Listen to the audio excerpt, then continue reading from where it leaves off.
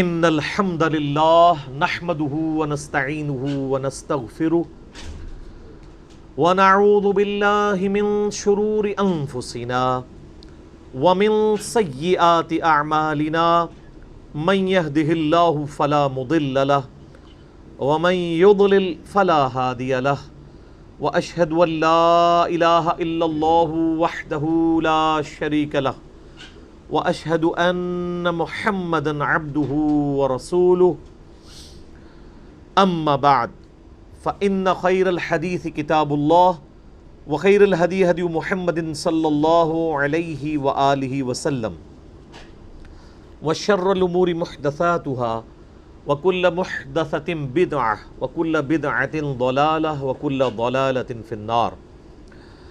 اعوذ باللہ السمیع العلیم من الشیطان الرجیم من ہمزہ ونفخہ ونفثہ بسم اللہ الرحمن الرحیم رب اشرح لی صدری ویسر لی امری واحلل عقدۃ من لسانی یفقہوا قولی. بسم اللہ الرحمن الرحیم ان اللہ وملائکتہ یصلون علی النبی یا ایہا الذین آمنوا صلوا علیہ وسلموا تسلیما. اللہم صلی علی محمد وعلی آل محمد کما صلیت علی ابراہیم وعلی آل ابراہیم انک حمید مجید.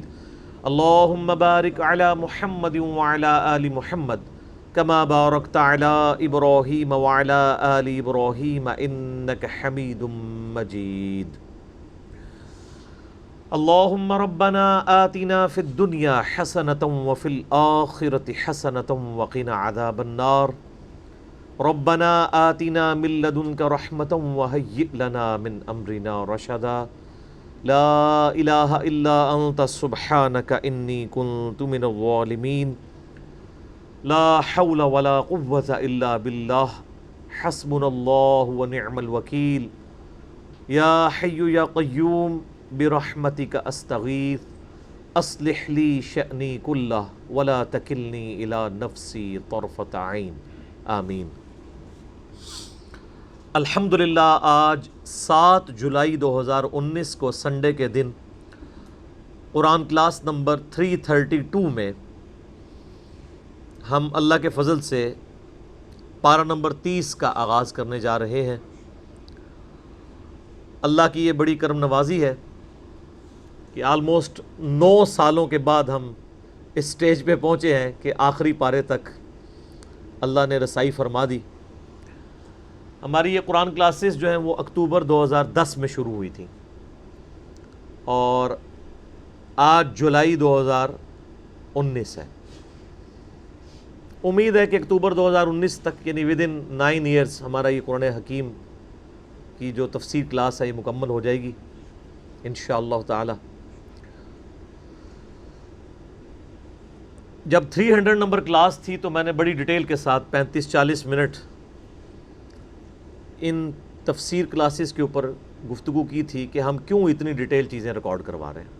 آج اس کی تفصیل میں جانے کی ضرورت نہیں ہے. جسے شوق ہو تو قرآن کلاس نمبر 300 جو مکمل ہے اس کے شروع کے 35 منٹ تقریباً آلموسٹ دیکھ لے تو انشاءاللہ اس کو کلیئر ہو جائے گا. میرے بھائیو یہ پارہ نمبر 30 جو ہے یہ قرآن حکیم میں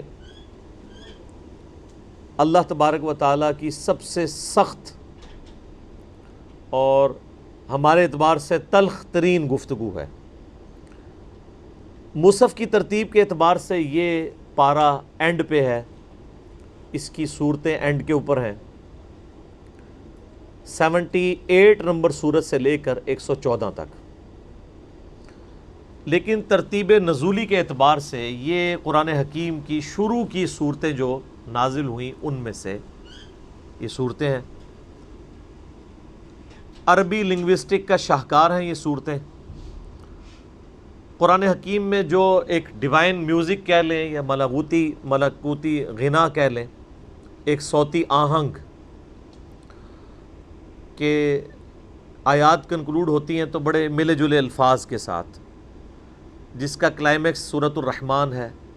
الرحمن علم القرآن خلق الانسان علمہ البیان.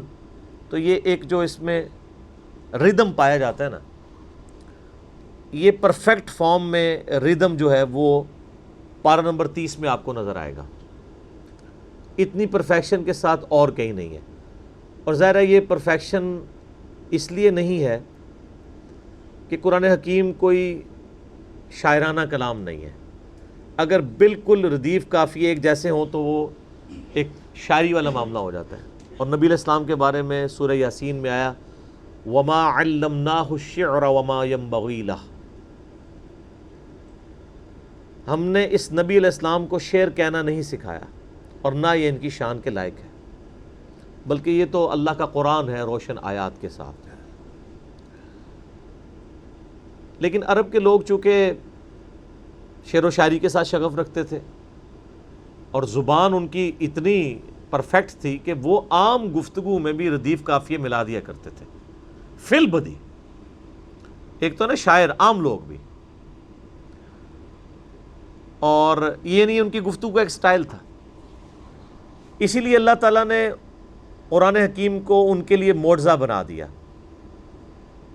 کہ جس زبان پہ ان کا ناز تھا، اور ایسا ناز کہ وہ ادر دین عربک کو اجمی کہا کرتے تھے. یہ گونگے ہیں، حالانکہ گونگے تو نہیں ہیں اجمی لوگ، لیکن وہ کہتے تھے ہم فصیح اللسان ہیں، ہماری جیسی زبان کسی کی نہیں ہے، گویا کہ باقی سب گونگے ہیں، زبان تو ہمیں اللہ نے دی ہے. تو اللہ نے ان کا یہ غرور توڑا، ایک غرور توڑا. دوسرا ان کے لیے اس میں اٹریکشن اسی لیے تھی کہ ان کی جو مطلب کی چیز تھی نا، اسی چیز کے اندر اللہ تعالیٰ نے ایک شاہکار ان کو عطا فرمایا. حضرت موسیٰ علیہ السلام کے زمانے میں جادو عروج پہ تھا، تو حضرت موسیٰ علیہ السلام کو اللہ نے وہ معجزہ دیا کہ جادوگر بھی سجدے میں گر پڑے. ان کی کمر توڑی نا، وہ رسیوں کو پھینکتے تھے گویا کہ وہ اژدہا نظر آتی تھی. اللہ تعالیٰ نے موسیٰ علیہ السلام کو عصا کا معجزہ دیا، وہ پھینکا تو سارے سانپوں کو نگل گیا.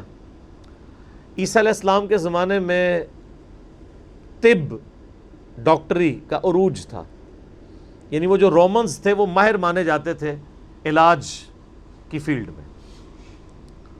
عیسیٰ علیہ السلام کو اللہ نے ان بیماریوں کا علاج معجزے کے طور پر عطا فرما دیا کہ جس کا علاج آج ممکن نہیں ہے. کہ مادر ذات جو اندھے تھے، جن کے ڈھیلے بھی نہیں ہوتے تھے، ان کے بھی آنکھوں پہ یوں ہاتھ پھیرتے تھے ان کی بینائی آ جاتی تھی. مردوں کو اللہ کے اذن سے وہ زندہ کر دیتے تھے. مٹی کی مورت بنا کے اس میں پھونک مارتے تھے تو وہ پرندہ بن کے اڑنا شروع کر دیتی تھی. یہ ساری تفصیلات سورہ آل عمران میں، سورہ المائدہ میں، آپ کو سورہ مریم میں مل جائیں گی. نبی علیہ السلام کے مبارک زمانے میں چونکہ عرب کے لوگوں کو اپنی زبان کے اوپر ناز تھا، تو اللہ تعالیٰ نے ان کی زبان میں ان کو ایسا کلام دیا کہ ان کے شعراء نے بھی اپنے کلام پھاڑ دیے. کتنے شاعر ہیں جو اسلام لانے کے بعد شاعری کہنا ہی چھوڑ گئے کہ قرآن کے بعد اب کیسے ہم کلام کریں. حالانکہ اس کے ردیف قافیے اس طرح پرفیکشن سے نہیں ملتے. اس کا سٹائل آپ کو آج کل کی ایک ماڈرن شاعری میں ایک آزاد نظم کا ایک سٹائل ہے. آزاد نظم میں آپ کو پتہ ہے کہ ردیف قافیے نہیں ملتے ہوتے، بعض مصرے بہت لمبے، بعض چھوٹے. تو یہ آزاد نظم والا جو سٹائل ہے یہ قرآن سے ہی ڈیڈکٹ ہوا ہے. قرآن کی بھی آپ آیات دیکھیں، یہ جتنی نہیں ہوتی ہیں. بسا اوقات وہ اس کا ریدم مل رہا ہوتا ہے، اچانک ایک نئے ریدم میں بات شروع ہو جاتی ہے، پھر ایک نیا ریدم آ جاتا ہے. اور صرف یہ ریدم نہیں ہے بلکہ اس کے اندر جو مضامین ہیں وہ تو اپنی ایک بلاغت کا شاہکار ہے. اور یہ وہ چند موٹی موٹی باتیں ہیں جو ہم اجمی لوگ بیان کر سکتے ہیں. اگر آپ عربیوں سے ڈسکشن کریں تو آج بھی عربک لٹریچر کی ہائیسٹ بک جو ہے نا ایز اے لٹریچر بک وہ قرآن ہے. آج بھی almost 1.5 crore Christians by birth Arabic ہیں. جو کرسچنز ہیں اور ان کی مدر ٹنگ جو ہے، مادری لینگویج، وہ عربک ہے. کتنے یہودی ہیں جن کی مادری لینگویج عربک ہے، وہ بھی لٹریچر کی بک کے طور پہ قرآن کو پڑھاتے ہیں، ایز اے ایمانیات نہیں، لٹریچر کے طور پہ. جس طرح ہمارے یہاں ایم اے انگلش میں آپ کو شیکسپیئر پڑھایا جاتا ہے، تو یہ تو نہیں ہے کہ مسلمان اگر ایم اے انگلش کر رہا ہے تو وہ شیکسپیئر کے نظریات کے ساتھ بھی ایگری کرے گا. ہاں البتہ جب انگلش لنگوسٹک کی بات ہوگی تو ظاہر ہے پھر شیکسپیئر کو اتھارٹی کے طور پہ مانا جائے گا. قرآن حکیم کی جب آپ عربی کی بات کریں گے تو چاہے کوئی نان مسلم ہے وہ بھی اس کو ایز اے عربی لینگویج کے طور پہ ایکسیپٹ کرے گا. ان کے لیے یہ معجزہ بھی تھا, اور اس کے اندر پھر ان کو اللہ تعالیٰ نے انہی کی لینگویج میں ایک بڑے ہی پر اثر انداز کے اندر, چونکہ عموماً لوگ نثر کے انداز کو اتنا پسند نہیں کرتے. اگر آپ نے کسی کو کوئی بات رٹوانی ہے نا, یاد کروانی ہے, کریم کروانی ہے, اسے شاعری کی فارم میں کروا دیں تو وہ کر لے گا. لیکن آپ نثر کی فارم میں کو مضمون دے گا تو 4-5 جملے بیچ میں خود بھی ایڈ کر دے گا. لیکن اگر شاعری ہوگی نا, مثلاً ڈاکٹر اقبال کی نظم ہے جو لب پہ آتی ہے دعا بن کے تمنا میری, اب یہ جس نے بھی یاد کی ہوئی ہے نا, یہ اگر انہوں نے نثر میں لکھی ہوتی نا تو کوئی پرفیکشن کے ساتھ یاد نہ کرتا. لیکن چونکہ یہ شاعرانہ انداز میں ہے, اور ڈاکٹر اقبال نے بھی خود فارسی میں شاعری کرتے ہوئے اس طرح کے اشعار کہے ہیں کہ میں نے شاعری کو اس لیے اڈاپٹ کیا ہے کہ لوگ شاعری کے ذریعے یعنی پیغام کو ایکسیپٹ جلدی کر لیتے ہیں. تو قرآن حکیم اگرچہ شاعری نہیں ہے لیکن اس کے اندر ایک صوتی آہنگ موجود ہے. اور سر اس آہنگ کا فائدہ ایک یہ بھی ہے, آپ ایک سورت کی آیت نکال کے دوسرے کا فٹ نہیں کر سکتے. آیت خود بول کے بتاتی ہے کہ یہ ردم اس سورت کا نہیں, یہ اس سورت کا ہے. ہاں یہ ہمیں تو فیل ہو جاتا ہے جب یہ جو قاری حضرات کو مشابہ لگتے ہیں ایک طرح کی آیات کے, تو وہ ٹون بدلنے سے ہی پتہ چل جاتا ہے کہ یہاں پہ آیت آپ فٹ کرنا بھی چاہے تو فٹ نہیں کر سکتے. ایک تو مضمون فٹ نہیں ہوگا, مضمون فٹ بھی ہو جائے تو وہ اپنی جو اس کا ردم ہے اس کے اعتبار سے وہ فٹ نہیں ہوگی. یہ اللہ تعالیٰ نے اس کے اندر کئی ایک چیزیں, اور اسی وجہ سے قرآن پاک لوگوں نے زبانی یاد بھی کر لیا کہ اس کا انداز ایک وہ آہنگ والا ہے. صحیح بخاری کے اندر حدیث ہے, اللہ کے محبوب صلی اللہ علیہ وآلہ وسلم نے فرمایا, وہ ہم میں سے نہیں جو قرآن کو غنا کے ساتھ ترنم کے ساتھ نہ پڑھے. قرآن کو ترنم کے ساتھ پڑھنا یہ ایک مسلمان کے لیے اوبلیگیٹری ہے. آپ عربی قاریوں کو دیکھیں نا کتنی پیاری طرز کے ساتھ وہ قرآن حکیم کو پڑھتے ہیں. عموماً لوگ اس کو برا سمجھ رہے ہوتے ہیں, یہ برائی والی بات نہیں ہے. ترنم کے ساتھ تو نبی اسلام نے حکم فرمایا صحیح بخاری میں کہ جو شخص ترنم کے ساتھ قرآن نہ پڑھے وہ ہم میں سے نہیں ہے. تو یہ قرآن پاک کو اللہ تعالیٰ نے ایک یہ ترنم کے ساتھ پڑھا ہی اس لیے جاتا ہے کہ اس میں صوتی آہنگ ہے. اگر یہ آہنگ موجود نہ ہو تو آپ اسے ترنم کے ساتھ نہیں پڑھ سکتے. اگر آپ نے چیک کرنا ہے نا تو آپ اس کا اردو ترجمہ ذرا ترنم کے ساتھ کبھی پڑھنے کی کوشش کریں تو عجیب و غریب لگے گا آپ کو. آپ کسی بڑے سے بڑے رائٹر کا مضمون ترنم کے ساتھ پڑھیں تو بڑا عجیب لگے گا, لیکن اس کی شاعری ترنم کے ساتھ پڑھیں تو آپ کو عجیب نہیں لگے گی, کیونکہ اس کے اندر ایک بیلنس ہے. اور وہ اللہ تعالیٰ نے قرآن حکیم میں بھی رکھا ہے. قرآن حکیم میں جو انذار بالآخرہ, آخرت کے ساتھ ڈر سنانا کہ تمہیں مر کے اپنے رب کے حضور پیش ہونا ہے, اس کا کلائمیکس جو صورتیں ہیں نا وہ پارہ نمبر 30 کی ہیں. بلکہ یہ پارہ نمبر 30 کا مکمل عنوان اگر رکھا جائے کہ یہ اس کا ٹاپک کیا ہے تو وہ ہے انذار بالآخرہ, آخرت کی یاد دہانی کے لیے یہ صورتیں نازل ہوئی ہیں. اسی لیے شروع میں نازل ہوئی تھی. آپ نے کوئی دعوت نئی لانچ کرنی ہوتی ہے نا تو آپ کو پھر بات ایسی کرنی پڑے گی سارے ایک بار ہل جائیں گے یہ کیا ہو گیا. اس کے لیے دعوت میں ایسی بات ہونی چاہیے کہ جو وہاں کے اسٹیبلش نظریات کو ایک بار اکھاڑ کے رکھتے. وہ اکھاڑنے کے لیے پھر یہی باتیں تھی. یعنی عرب کے لوگوں میں یہ تو کنسیپٹ تھا کہ ایک گاڈ نے, ایک اللہ نے ہمیں بنایا, اللہ کے لفظ بھی وہ بولتے تھے, لیکن ان کا عقیدہ تھا کہ اللہ کے ساتھ چھوٹے آلہہ بھی ہیں, ان کو اللہ نے ڈیوٹیز سونپی ہوئی ہیں. اس کا ذکر قرآن حکیم میں کئی جگہ آتا ہے. اور اللہ کے ساتھ ان ہستیوں کو شریک ٹھہرا دیتے تھے. لیکن مرنے کے بعد جی اٹھنے پہ ان کا ایمان کوئی نہیں تھا. ان کا یہ عقیدہ تھا جو مر کے مٹی ہو گیا اب دوبارہ کیسے زندہ ہوگا. کبھی کہتے تھے ہمیں زمانہ ہلاک کر دیتا ہے, اور کبھی وہ کہتے تھے کہ اگر مر کے کوئی مٹی ہو جائے گا تو ان ہڈیوں کو ریزہ ریزہ ہوئی ہوئیوں کو کیسے کوئی زندہ کرے گا. تو ایسے ماحول کے اندر سب سے جاندار دعوت ایمان بالآخرت کی دعوت ہے کہ تمہیں کسی نے پیدا کیا ہے، تمہیں مرنے کے بعد دوبارہ زندہ کرے گا اور تمہیں اپنے کیے ہوئے اعمال کا جواب دینا ہوگا. اس میں جو ٹاپ آف دا لسٹ صورتیں ان میں سے ایک سورۃ النبا بھی ہے، بلکہ اب یہ پوری صورتیں جتنی چلیں گی. ابھی دیکھیں 78 نمبر صورت ہے نا، تو 77 صورتیں پہلے 29 پاروں میں ہیں اور یہ 78 ہے، یعنی 3 یہ ہو گئی اور 23 اور 14 کتنے بنے؟ 37 بنے. 37 صورتیں جو ہیں وہ صرف پارہ نمبر 30 کے اندر ہے. باقی پورے قرآن کے اندر 77 ہے اور اس اکیلے پارے میں 37 صورتیں. کیوں؟ صورتیں مختصر ہیں، ردم تیز ہے، گفتگو بڑی جاندار ہے اور چھوٹی صورتوں کی وجہ سے جامع مضامین ہے. ایک سورۃ العصر ہی جو ہے اس پہ آپ گھنٹوں بولتے رہے تو وہ اس کی تشریح نہیں ختم ہوگی. کیا قیامت کا مضمون ہے اس کے اندر، پوری پرفیکشن ہے. اس طرح یہ سورہ نبا جو ہے یہ اس کا سٹائل ہی بڑا جاندار ہے جناب. اسی لیے تو عربی ہل جاتے تھے، جو پہلی بار قرآن سنتا تھا تو وہ ہل جاتا تھا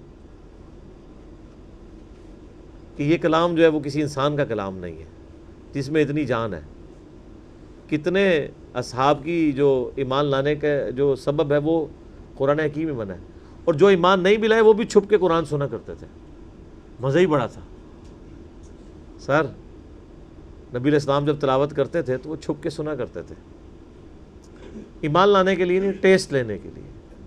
ترنم کے ساتھ آپ پڑھتے تھے تو پھر کسی پہ اثر بھی کر جاتی تھی، ایمان بھی قبول کر لیتا تھا. آپ حیران ہوں کہ دنیا کی سب سے بڑی دعوت کسی معجزے کی بنیاد پہ لانچ نہیں ہوئی ہے. وہ معجزہ جسے ہم معجزہ سمجھتے ہیں، عقل کو عاجز کر دینے والا، فزیکل فنامنا آف نیچر کو توڑنے والا، کو ٹینجیبل معجزہ، کو مردہ زندہ ہو جائے، ٹھیک ہو گیا، یا کوئی عصا پھینکا اور وہ اژدہا بن گیا. نہیں، نبی علیہ السلام کا معجزہ قرآن کلام، اور اس نے عرب کے لوگوں کو کن پستیوں سے نکال کے دنیا کی امامت پہ فائز کر دیا. اس کی وجہ سے سب سے جاہل اور جڈ قوم دنیا کی. نبی علیہ السلام اگر یونان میں آتے تو یونان میں تو پہلے بھی بڑے فلاسفر آئے تھے، ایون ایران میں، ہندوستان میں بڑی بڑی پرسنالٹیز پیدا ہوئی ہیں. عرب کے لوگ بادیہ نشین، بکریاں چرانے والے، اونٹ پالنے والے اور لڑائی جھگڑا کرنے والے، اور کام ہی کوئی نہیں. چھوٹی چھوٹی بات پہ لڑائی کرنی ہے، سالوں لڑائیاں چلنی ہیں، خاندانوں کے خاندان ختم ہو جانے. اتنی اجڑ قوم میں ایک شخص آئے اور وہ کلام پڑھے اور ان کی کایا کلب کر دے، انہیں دنیا کا امام بنا دے. یہ اللہ تعالیٰ کی تائید کے بغیر ممکن نہیں تھا. میرا ایک یوٹیوب پہ کلپ بھی ہے، کیا اسلام تلوار کے زور پہ پھیلا؟ اس میں نے ڈیٹیل کے ساتھ اس ٹاپک پہ ڈسکشن کی ہے کہ عرب کے لوگوں میں 2 خامیاں تھیں. نمبر 1، چٹے، ان پڑھ، جاہل، اجڈ، حتیٰ کہ انہیں باقی لوگ امی کہا کرتے تھے. امی، نیرے ان پڑھ. دوسری خامی تھی کہ یہ لوگ آپس میں لڑتے رہتے تھے، خاندانوں کے خاندان ختم ہو جاتے تھے. پانی پینے پلانے کے اوپر جھگڑا ہوا ہے تو 10 سال لڑائی ہو رہی ہے. یہ 2 خامیاں تھیں. نمبر 1 چٹے، ان پڑھ. نمبر 2 لڑاکو لیکن آپس میں. لیکن 2 خوبیاں بھی تھیں ان کے اندر. ایک خوبی یہ تھی کہ یہ ٹف ماحول کے عادی تھے، ریگستان کے رہنے والے، گرمیوں میں یعنی اتنے مشکل سفر کرنے والے، اونٹ کے اوپر مہینوں کے سفر، تھوڑا سا ساز و سامان کے ساتھ. اور دوسری خوبی یہ تھی کہ یہ جب کسی کو زبان دے دیتے تھے نا، پھر گردن ہی کٹتی تھی، پیچھے نہیں ہٹتے تھے. چاہے کسی دشمن کو بھی زبان دی ہے. اللہ نے ان کی یہ دو خوبیاں یوٹیلائز کر لی کہ زبان دی اللہ کے نبی علیہ السلام کو انہوں نے، جس نے دی پھر گردن ہی کٹی ہے. اور دوسری خوبی کہ وہ ٹف ماحول کے عادی تھے لیکن لڑتے آپس میں تھے. اللہ تعالیٰ نے ان کی خامی کیسے پوری کی کہ ان کو ایک لیڈر ایسا دے دیا جس نے سارے قبائل کو ایک جھنڈے کے نیچے جمع کر دیا، اور جہالت کے لیے دور کرنے کے لیے ان کو ان کی زبان میں کتاب دے دی. اب جس نے سورہ بقرہ، سورہ نساء، سورہ مائدہ حفظ کی ہوئی ہے، اس کے سامنے کوئی کرسچن کا پادری، کیا یہودیوں کا پادری وہ بیٹھ سکتا تھا؟ جتنے ان کے دلائل تھے انہوں نے وہ زبانی یاد کیے ہوئے تھے. تو وہ لوگ جو اپنے آپ کو سمجھتے تھے کہ ہم بڑے علامہ ہیں اور یہ امی ہیں، ان امیوں نے ان کو علم میں بھی الٹ کے رکھ دیا صرف ایک قرآن کی وجہ سے. اور اللہ نے لیڈر دیا، سارے عرب قبائل جمع ہوئے. وہ عربی جو آپس میں لڑتے تھے انہوں نے کبھی یہ سوچا بھی نہیں تھا کہ اگر ہم ایک جھنڈے کے نیچے جمع ہو جائیں تو ہم دنیا کی سپر پاورز کو الٹ سکتے ہیں، رومن اور پرشین امپائر کو. اور دیکھیں سر پھر کیسے الٹا ہے انہوں نے. ود ان 17 ایئرز ہر چیز اڑا کے رکھ دی ہے. صدیوں کی سلطنتیں، لاکھوں کی ریزروڈ آرمیز رومن اور پرشینز کی پوری دنیا پہ حکومتیں کر رہی ہیں، جدید اسلحہ ہے. اور ادھر یہ بدو ہیں جن کے پاس اونٹ ہیں، گھوڑے ہیں، تلواریں ہیں. نہ منجنیق انہوں نے کبھی دیکھی، نہ ان کے پاس اس طرح کے ہاتھی بڑے بڑے جو پرشینز کے پاس تھے. بس چل پڑے ہیں، کلمہ پڑھا ہے اور نکل کھڑے ہوئے ہیں. پھر دنیا نے دیکھا ہے کہ ہر چیز کو الٹ کے رکھ دیا. انہی کے اسلحے ان سے چھین کے انہی کو الٹ دیا. وہ ساری کی ساری بجلی کس نے بھری تھی ان کے اندر؟ اس کتاب میں. یہ کتاب تھی. کتاب پڑھتے تھے، ایمان تازہ کرتے تھے. جہاد کا کیوں ذکر ہے اتنا قرآن کے اندر؟ کیونکہ اللہ نے ایک ایسی امت اٹھانی تھی جس نے تلوار کے زور پہ اکھاڑنا تھا رومن اور پرشین کو. ہم مانتے ہیں کہ اسلام تلوار کے زور پہ پھیلا ہے، لیکن یہ تصویر کا ایک رخ ہے. تصویر کا دوسرا رخ یہ ہے کہ جو بدماش صدیوں سے دنیا پہ حکمران تھے اور لوگوں کی رعایا کا استحصال کر رہے تھے، اپنی رعایا کا، ان پہ انہوں نے اتنے ٹیکسز لگائے ہوئے تھے. ان کو اکھاڑنے کے لیے کیا میٹھی میٹھی باتیں چاہیے تھی؟ طارق جمیل صاحب کے لیکچرز نے رومن اور پرشین امپائر اکھاڑنی تھی. یہ تو ان لوگوں کے لیے جو مسلمان ہو چکے ہیں. بدماش کب اپنی پوسٹ چھوڑتے ہیں؟ ان کو پھر اسلحے کے زور پہ وہ اکھاڑنا تھا اللہ نے. اور پھر اللہ نے صحابہ کرام کی تلواریں مسلط کی ان کے اوپر. جب اکھاڑ دی، فریڈم آف ایکسپریشن مل گیا، پھر معاملات سیدھے ہو گئے. اس زمانے میں بادشاہ کا دین رعایا کا دین ہوتا تھا. اگر کوئی رعایا کہے نا کہ میں بادشاہ کے دین سے الگ ہوتا ہوں، قتل ہو جاتا تھا. آپ پتہ عیسائیت کیسے پھیلی ہے؟ یہ تو سارے بت پرست تھے. کانسٹنٹائن 2 جس کے نام پہ قسطنطنیہ شہر تھا جو بعد میں مسلمانوں نے فتح کیا، سلطان محمد فاتح نے، ٹرکی والوں نے اس پہ ایک فلم بھی بنائی ہے، اردو ڈبنگ کے ساتھ ہے. ایک ہی نشست میں آپ دیکھ سکتے ہیں 2.5-3 گھنٹے کی. جو فلمیں دیکھتے ہیں ان کے لیے، مولویوں کے لیے نہیں. تو اس نے وہ قسطنطنیہ فتح کیا، پھر اس کا نام استنبول رکھ دیا، اسلام کا گڑھ. یعنی استنبول کا ترجمہ وہی ہے جو اردو میں اسلام آباد کا ہے، اسلام ان بلک. وہ کانسٹنٹائن 2 جو تھا وہ کرسچن ہو گیا تھا. چونکہ وہ کرسچن ہوا تو پوری رعایا 3 براعظموں میں پھیلی ہوئی وہ کرسچن ہو گئی. ایسے کرسچینٹی پھیلی ہے. تو رعایا کو وہی دین رکھنا ہوتا تھا جو حکمران کا ہے. پہلے حکمران بت پرست تھا، عیسائیوں پہ ظلم ہوتے تھے. بعد میں جب حکمران ہی مسلمان ہو گیا، اس زمانے ظاہر عیسائیت اسلام کا ہی نام تھا، تو سارے پیچھے اس امام کے. یہ بڑا خطرناک معاملہ تھا. دوسری طرف پرشین جو ہیں وہ آتش پرست تھے، ان کے نیچے آتش پرستی کا دین چل رہا تھا. تو یہ پھر ضرورت تھی کہ فریڈم آف ایکسپریشن دیا جاتا. اسلام نے تلوار کے زور پہ ان کو اکھاڑا، ان کی بدماشیاں ختم کی، اور ایسی ختم ہوئی کہ بخاری مسلم کی حدیث ہے، نبی علیہ السلام نے فرمایا ان قریب کیسر ختم ہو جائے گا، پھر قیامت تک کوئی کیسر نہیں ہوگا. ہائے ہائے ہائے. سر یہ پروفیسیز اللہ کی تائید کے ساتھ ہی کوئی دے سکتا ہے۔ ان قریب کسرا ختم ہو جائے گا، قیامت تک کوئی کسرا نہیں ہوگا۔ دیکھ لیں 1500 سال ہو گئے ہیں، نہ رومن امپائر دوبارہ بنی، نہ پرشین امپائر دوبارہ بنی، حتیٰ کہ اب تو وہ کنسیپٹ ہی ختم ہو کے ملکوں والا کنسیپٹ آ گیا۔ اور اس زمانے میں یہ بات کرنا ایک ایسے شخص کا جس کے اوپر ایمان لانے والے گنتی کے لوگ ہوں، بہت بڑی بات تھی، اور اللہ نے پھر اکھڑوایا۔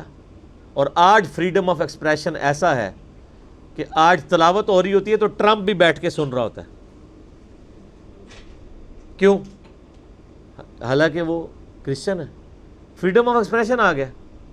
آپ جائیں امریکہ میں، آپ کسی مارکیٹ میں مسلح ڈال کے نماز پڑھیں، کوئی آپ کو منع نہیں کرے گا، الٹا آپ کے ساتھ سیلفیاں بنا رہے ہوں گے کہ یہ کیا ہو رہا ہے۔ تو پہلے کوئی سوچ سکتا تھا کہ فرعون کے سامنے کوئی نماز پڑھتا؟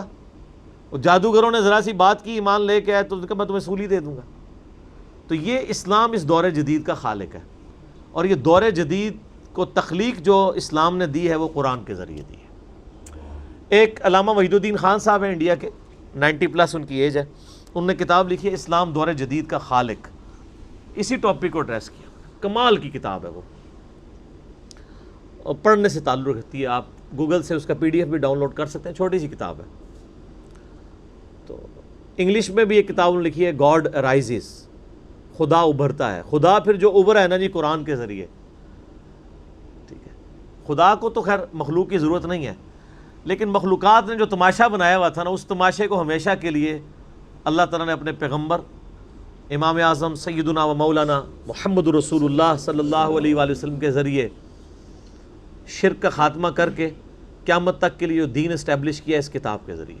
اب یہ کتاب قیامت تک نبی الاسلام کا معجزہ ہے۔ تو یہ کتاب ہے سر جس نے دنیا پلٹ دی، اور یہ وہ کتاب ہے جو ہم صرف اپنی بچی کو جب رخصت کرنے لگتے ہیں نیچے سے گزارتے ہیں، ٹھیک ہے، اور چوم کے غلاف میں رکھ دیتے ہیں۔ اس سے زیادہ اس قرآن کو ہم کوئی اہمیت نہیں دیتے۔ حالانکہ یہ قرآن اس لیے نازل ہی نہیں ہوا، یہ تو ہماری کتاب زندگی ہے، لیکن ماشاءاللہ ایسی سازش اسلام کے خلاف کی ہے، کافروں نے نہیں، مسلمانوں نے پوری نیک نیتی کے ساتھ جنازہ نکالا دین کا، اور ایک سلوگن دے دیا قرآن نہیں ڈائریکٹ پڑھنا گمراہ ہو جاؤ گے، قرآن میں بڑی بڑی مشکل چیزیں ہیں، اس کو ہاتھ نہیں لگانا۔ یہ یہودی بات کرتے ہیں تو ہم کہتے ہیں یہ اللہ کے دشمن ہے، مسلمان کہہ رہے ہیں ہم کہہ رہے ہیں بالکل صحیح کہہ رہے ہیں۔ وہ میرا کلپ آیا نا پچھلے، لیکن وہ جو ایک مولوی نے کہا ہے، ٹھیک ہے، تو وہ اسلام 360 کے اوپر جو اس نے حملہ کیا ہے، تو میرا کلپ بھی اس پہ ریکارڈ ہوا ہے۔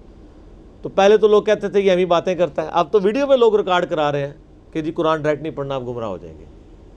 اچھا آج تک آپ نے کبھی نہیں سنا یہ کہیں کہ فلاں مولوی کی کتاب ڈائریکٹ نہیں پڑھنی، آپ گمراہ ہو جائیں گے؟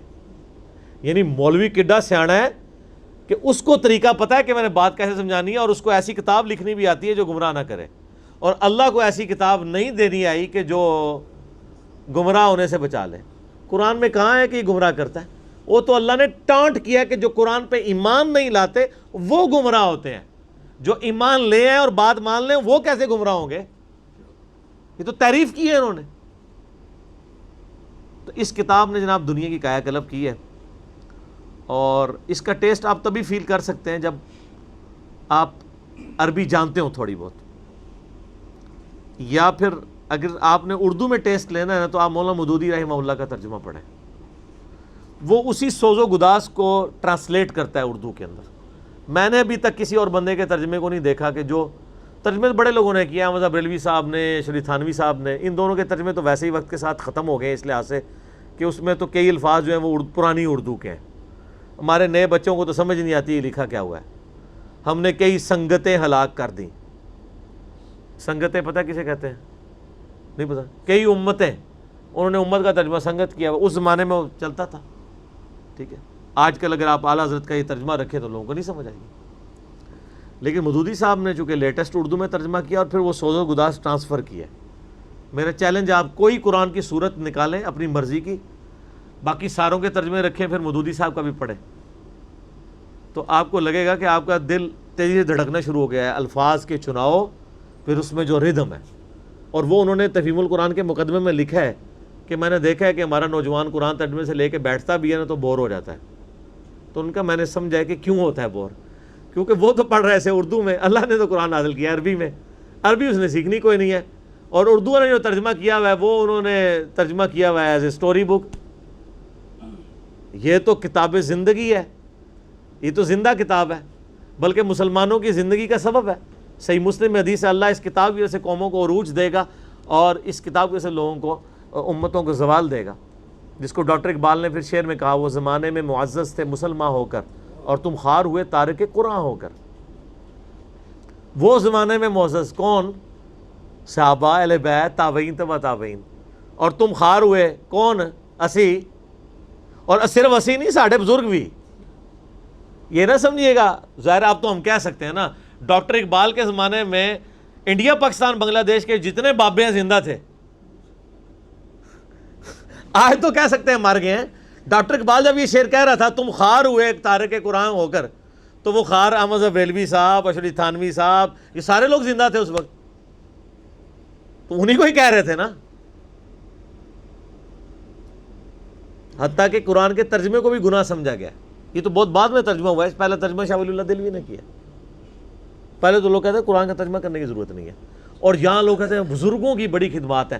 ہم پوچھتے ہیں 1000 سال سے بزرگ یہاں بیٹھے ہوئے ہیں، کسی ایک بزرگ کا قرآن کا بخاری کا ترجمہ مجھے دکھا دیں کہ جی یہ سلطان بہو نے دیکھے نہیں قرآن کا ترجمہ کیا، یہ جی داتا صاحب نے بخاری شریف کا ترجمہ کیا۔ کیا انڈیا، پاکستان، بنگلہ دیش کے لوگوں کی زبان عربی تھی؟ فارسی تھی نا؟ تو کسی بزرگ کو توفیق نہیں ہوئی ہے کہ قرآن کا فارسی میں ترجمہ کر دے۔ اتنا بڑا چھکا میں نے مارا ہے کہ قیامت تک یہ روئیں گے۔ آندہ کو کہنا بزرگوں کی خدمات ہیں۔ ہمارے پرائم منسٹر صاحب بھی کہتے ہیں نا جی وہ فرید الدین گنج شکر کی بڑی تعلیم۔ فرید الدین گنج شکر صاحب نے کون سا قرآن کا ترجمہ کیا ہے؟ اگر کسی نے قرآن کا ترجمہ ہی نہیں کیا، بخاری مسلم کا ترجمہ ہی نہیں کیا، وہ کیا خدمات کرتا رہے؟ وہ اپنی تعلیمات دیتے رہے۔ صحیح غلط اس کا فیصلہ ہم نہیں کرتے، وہ تو پھر میں اور طرف چل پڑوں گا۔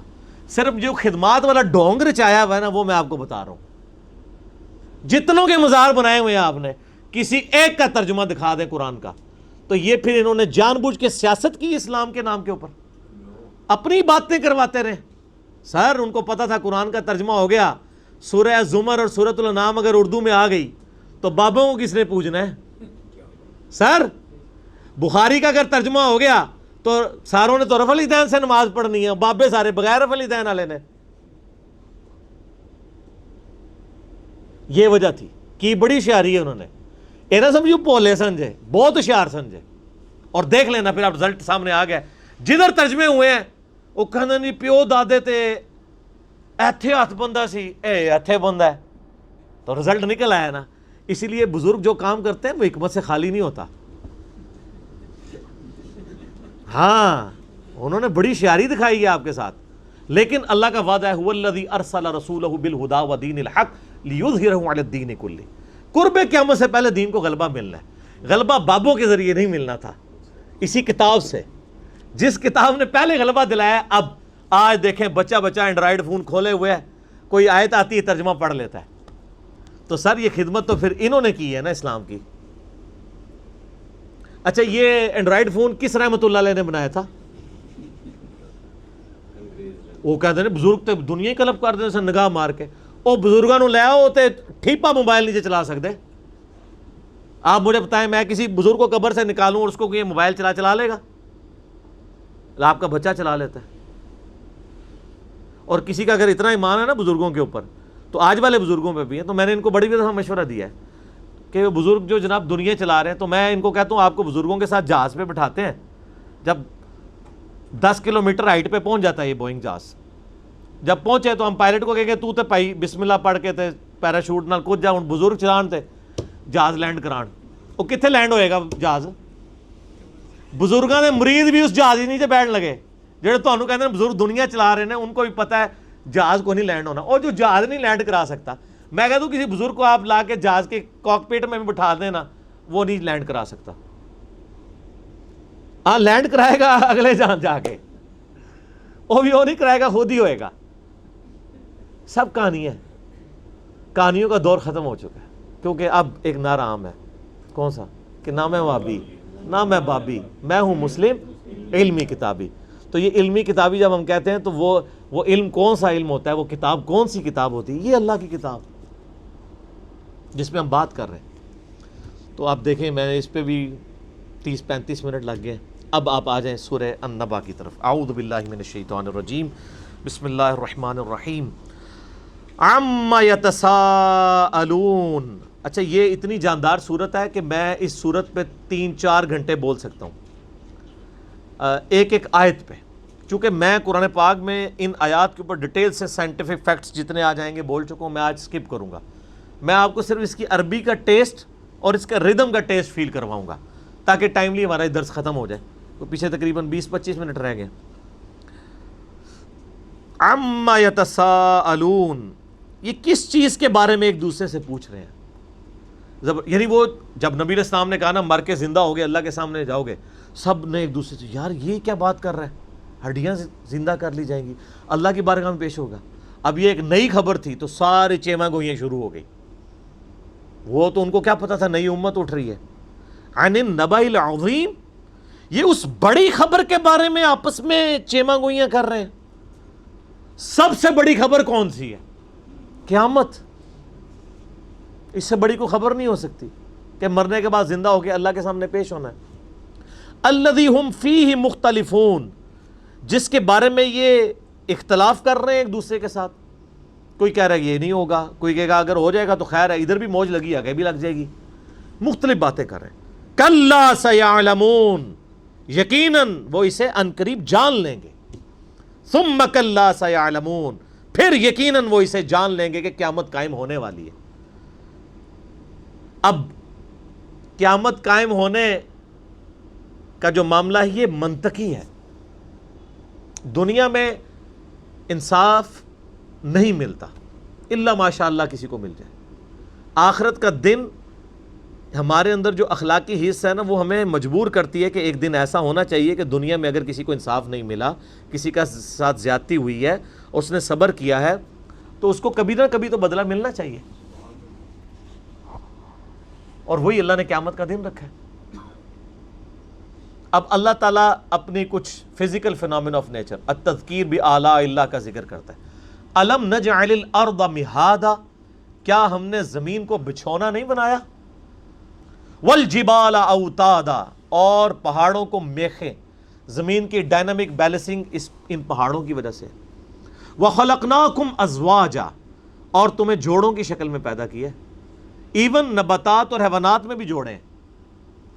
یہ نباتات کے جوڑوں کا تو اب آ کے لوگوں کو اندازہ ہوا ہے نا، جانوروں اور انسانوں کے جوڑوں کا تو پتہ تھا میل فیمیل کا۔ وَجَعَلْنَا نَوْمَكُمْ سُبَاتًا، اور ہم نے بنا دیا تمہارے لیے نیند کو آرام کا باعث۔ سر یہ نیند کیا چیز ہے؟ کوئی بڑے سے بڑا بزرگ اپنے آپ کو نیند سے بے نیاز کر سکتا ہے؟ پیشاب سے، موت سے؟ تو بس یہی تو فرق ہے خالق اور مخلوق کا۔ روٹی سے کوئی بے نیاز کر سکتا ہے؟ جو شخص روٹی کا محتاج ہو، پیشاب نہ روک سکتا ہو، نیند نہ روک سکتا ہو، اپنا بڑھاپا آنے کو نہ، کوئی بزرگ ایسا ہے جو کہ جی میں حکم دیتا ہوں کہ میرے داڑھی کے بال کالے ہی رہیں گے، ہے کسی کا اختیار؟ وہ کتنا لاچار ہے۔ اسی لیے اللہ نے فرمایا لا تأخذہ سنۃ ولا نوم، اللہ کو نہ نیند آتی ہے نہ اونگ آتی ہے۔ یہ بہت بڑی کوالٹی ہے، اور یہ ایسی کوالٹی ہے جو ایک ان پڑھ کو بھی سمجھ آتی ہے، ایک پڑھے لکھے کو بھی، کیونکہ ہم سب کا یہ ایکسپیرینس، یہ وہ ایکسپیرینس ہے جو دنیا میں ہر انسان کا ہے کہ اگر ہم 24 گھنٹے کے اندر ایک دفعہ نہ سوئیں، اگلے 24 گھنٹے میں ہم پرفارم ہی نہیں کر سکتے۔ لائیں کو دنیا کا بڑے سے بڑا جینیس بندہ بھی، ایفیشنسی کم ہونی شروع ہو جائے گی۔ 48 گھنٹے جاگ جائے اور کم، 72 گھنٹے تک تو ویسے ہی وہ آپ کو جہاں پڑا ہوگا وہیں پڑا رہ جائے گا۔ کیوں؟ یہ مشینری پرفارم ہی نہیں کر سکتی نیند کے بغیر۔ سر یہ آپ کے سامنے چیز ہوگی، پھر آپ کو اس آیت کے جاندار ہونے کا پتہ لگے گا۔ وَجَعَلْنَا نَوْمَكُمْ سُبَاتًا، نیند کو تمہارے لیے آرام کا باعث بنایا ہے۔ ایک تو تھکاوٹ اترتی ہے، اور دوسرا اگلے 24 گھنٹے کے لیے پرفارم کرنے کے لیے وہ نیند ضروری ہے، ادروائز آپ پرفارم ہی نہیں کر سکتے۔ وَجَعَلْنَا اللَّيْلَ لِبَاسًا، اور ہم نے رات کو تمہارے لیے پردہ بنا دیا۔ جیسے ہم کپڑے پہنتے ہیں نا، ہمارے اندر کے عیب چھپ جاتے ہیں، جسم وغیرہ چھپ گیا، اس طرح رات جو ہے نا وہ اللہ نے ایک پردے کا ذریعہ بنا دیا، ہر چیز چھپ جاتی ہے۔ وَجَعَلْنَا النَّهَارَ مَعَاشًا، اور ہم نے دن کو روزی کمانے کا، معیشت کا ذریعہ بنایا، معیشت کا۔ معیشت تو آج کل ویسے ہی بڑی ڈسکس ہو رہی ہے، یہ وہی لفظ عربی سے ہی نکلا ہے، معاشا۔ دن کو رزق تلاش کرو اور رات کو آرام کرو۔ اچھا، بعض جگہ قرآن پاک میں یہ بھی ہے کہ ہم نے دن اور رات دونوں کے بارے میں فرمایا کہ ہم نے اس کو ذریعہ بنایا معاش کا۔ ظاہر ہے بعض لوگوں کا کام رات کے وقت شروع ہوتا ہے، دن کے وقت ان کا آرام ہوتا ہے۔ وَبَنَيْنَا فَوْقَكُمْ سَبْعًا شِدَادًا، اور ہم نے تمہارے اوپر 7 مضبوط بنا دیے۔ اب یہ آیتیں متشابہات ہیں، یہ اس سے مراد آسمان ہیں یا کوئی 7 لیئرز ہیں آسمان تک کے لیے، جس طرح آپ کو پتہ ہے پہلے ٹروپوسفیئر، پھر سٹریٹوسفیئر، پھر اس طرح کرتے کرتے اوزون لیئر آتی ہے۔ کتنی لیئرز ہیں ہمارے اوپر جو سورج سے آنے والی ہارمفل ریز کو روکتی ہیں، وہ بڑی مضبوط ہیں لیئرز، وہ نہ ہوں تو یہاں پہ تو سکن کینسر ہر بندے کو ہوا ہو۔ آپ کو پتہ ہے تھوڑا سا شگاف آیا ہے اوزون لیئر میں اور لوگوں کے لیے مصیبت بن گئی ہوئی ہے۔ لاکھوں ایسی ریز ہیں، ہزاروں میں نہیں ہیں، جن کو زمین پہ آنے سے اوزون لیئر روک دیتی ہے، اگر آئے تو وہ تباہ و برباد ہو جائے یہاں پہ جتنی مخلوقات ہیں، بیماری کی وجہ سے۔ پھر ارتھ میگنیٹک فیلڈ کئی چیزوں کو ریپیل کر دیتی ہے،